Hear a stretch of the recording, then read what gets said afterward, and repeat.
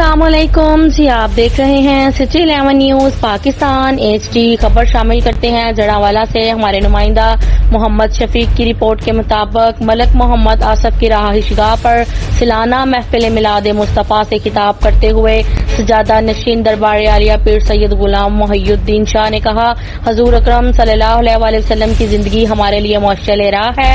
ہم سب کو چاہیے کہ ہم اللہ اور اس کے پیارے رسول صلی اللہ علیہ وسلم کے بتائے ہوئے طریقوں پر عمل کرتے ہوئے اپنی زندگی گزاریں، روزانہ 5 وقت باجماعت نماز ادا کریں، ہمسایوں اور والدین کے ساتھ حسن سلوک سے پیش آئیں، روزانہ کی بنیاد پر اپنا محاسبہ کریں کہ آج کا دن ہم نے اللہ تعالیٰ اور اس کے رسول کے بتائے ہوئے طریقوں کے مطابق گزارا ہے، اس میں کوئی غلطی یا کوئی کوتاہی تو نہیں کی ہے۔